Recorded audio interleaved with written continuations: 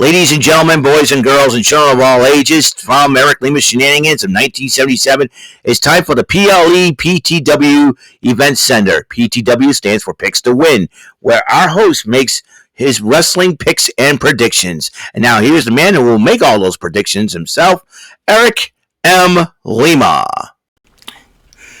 Thank you very much, Mr. Announcer, sir. Well, good morning, everybody. Welcome to yet another episode of Eric Lima Shenanigans of 1977. Episode number 2186 of the show. It is time for, that's right, you've heard it first, you heard the first introduction, the new introduction to yet another segment, the PTW Event Center. I decided to bring it back as usual. Well, I've done it for quite a while, but this is the first pure episode of it, because I did incorporate the most of my PTW event centers onto some of my segments that you've seen on the show. But this is because this is WrestleMania. This is big. You know what I mean? So this is probably a huge deal. I tell you, WrestleMania is upon us tonight at 7. Night 1 begins, and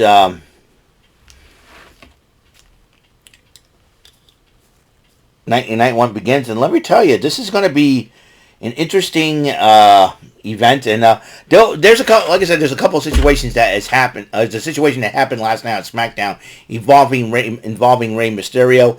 I will address that, and we'll see what happens. I will address that, and we'll tell you what might happen and what might not happen. What if they're going to move? I'll explain. I will explain when we get to it. But right now, we're going to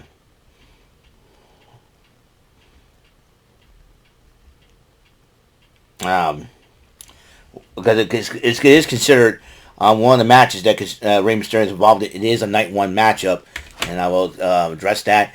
A few things before we get started. As you know, today, Stand Deliver at 1 o'clock, and the kickoff will start at noontime as a Fatal 4-Way Women's Tag Team number 1 contenders match. Winning team will face the Women's Tag Team Champions, whoever that may be, at the NXT after Stand and Deliver, and that is this coming Tuesday. So, like I said, like I did said before, that the Women's Tag Team title could jump from team to team to team, and all depends on what happens the night after WrestleMania, on the Monday Night Raw after WrestleMania.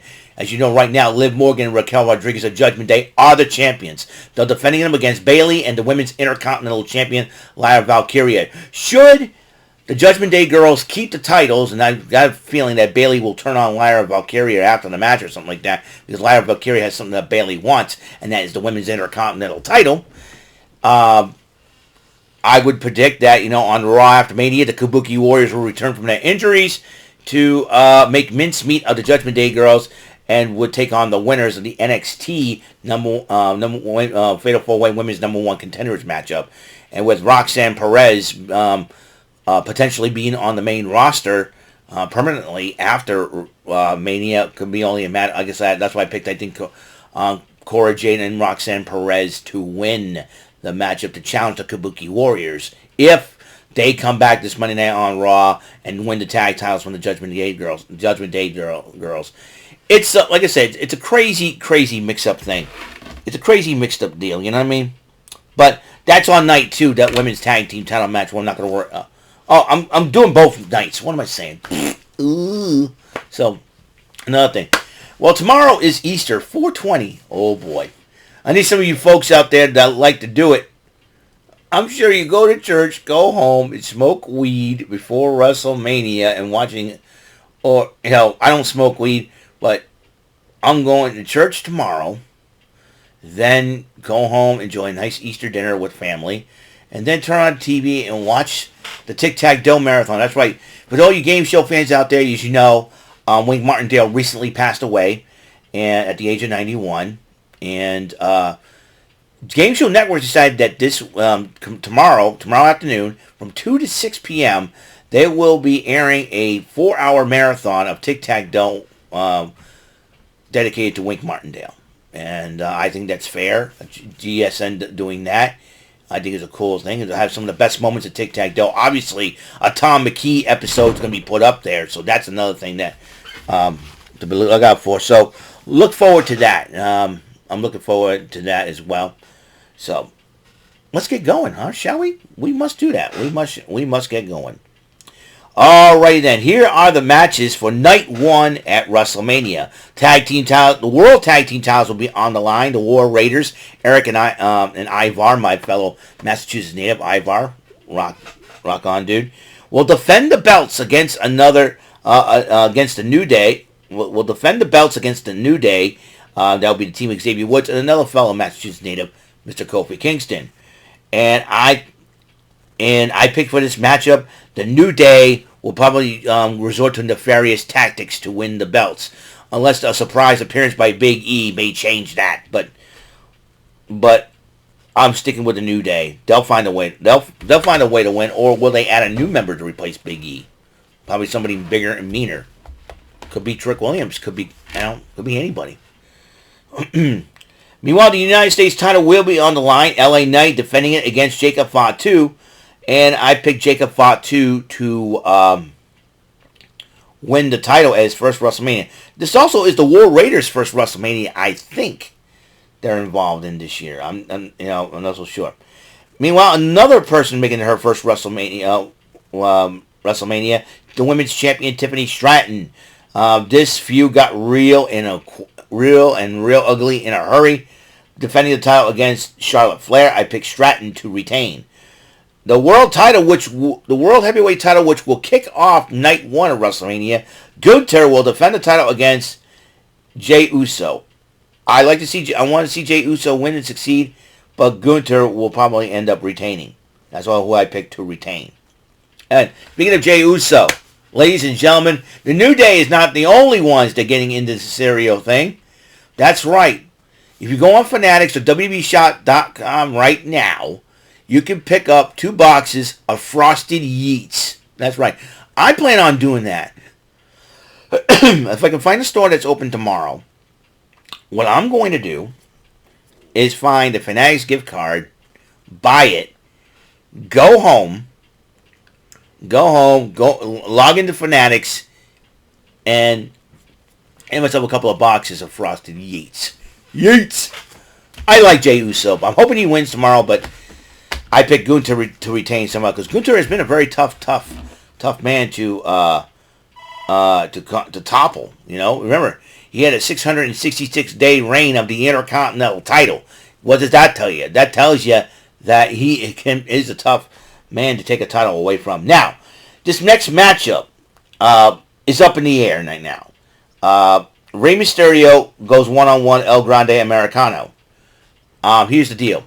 Last night on SmackDown, Rey Mysterio suffered an injury during the matchup, that 6-man tag. Referee was throwing up the X, and he had to be helped to the back with his leg. I think there's something wrong with his leg. So, if Rey Mysterio is not medically cleared to compete, El Grande Americano has no challenger unless... I picked Mysterio to win the matchup, but that match could be thrown out. If I were Nick Aldis, you can send in a replacement. I'm sure people want to see Rey Fenix make his WrestleMania debut. I want to see that happen.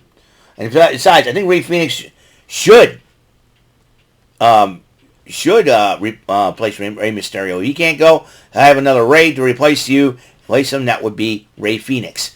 How about this? El Grande Americano versus Rey Fenix. That could be a heck of a matchup. And because I think Rey Fenix has a legitimate gripe, because El Grande Americano illegally eliminated him from the Andre the Giant Memorial Battle Royal. So there's that. Then you got Jade Cargill versus Naomi. I got a hunch that Naomi's going to win, because I think Bianca Belair is going to be involved, and I think Bianca Belair is just acting. It's all an act to act like, oh, I have no clue and all that, and all an act. Bianca Belair and Naomi had this plan all along. Trust me, I think I know what's up. So Naomi is going to win. And then CM Punk versus Roman Reigns versus Seth Rollins. And like I said on Rant and Rave, that somehow Paul Heyman's going to betray both Punk and Reigns to join forces with Seth Rollins, and that's how Rollins is going to win the matchup. So that's night 1 of WrestleMania. Night 2, Sunday, women's tag team title on the line. Liv Morgan and Raquel Rodriguez of the Judgment Day defending those titles against Bayley and Lyra Valkyria. I think either during the matchup or after the matchup, Bayley's going to turn on Lyra Valkyria.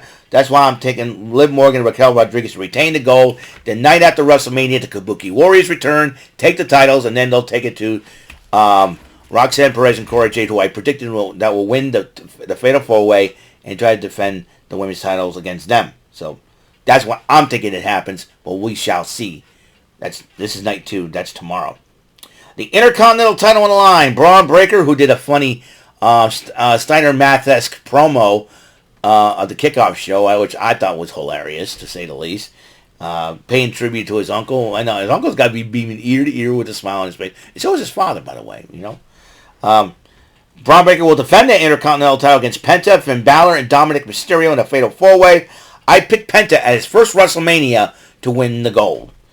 Then you got the women's world title line, the lovely Io Sky versus Bianca Belair versus Rhea Ripley. I got a feeling that Naomi may get involved in this match, or Jade Cargill can get involved in this match to cost Bianca Belair, or probably distract Rhea Ripley too at the same time. Io Sky will take advantage of the situation and will retain her title. I'm telling you, Damage Control may be coming back at full force after Mania, and believe me, no one in the women's division is safe around those ladies. Trust me. Denison City Street Fight. Damian Priest versus Drew McIntyre. I picked Priest, who is an expert street fighter, in my opinion, will walk out the matchup. Unless McIntyre gets a certain group that is trying to evolve right now, if you know what I mean. I think I would be very, very surprised if Drew McIntyre recruits the Gallus boys to help him out. It is a street fight. That means no disqualification, anything goes. I would not be surprised if Drew McIntyre pulls that. He needs a stable of his own to lead. And I think Gallus would help him do that. And they are fellow Scots, but that would help McIntyre to win. But Damian Priest will end up winning that matchup regardless. AJ Styles versus Logan Paul, and I hate to do this. I love AJ. I'm hoping AJ Styles beats the you-know-what out of that Beavis-looking butthead Bryce Harper on crack Logan Paul. Can't stand the guy. But knowing Logan Paul and what he's done to win matches, I picked Paul to win this because Logan Paul has resort to nefarious tactics like brass knucks or having his stupid YouTube friends to help him.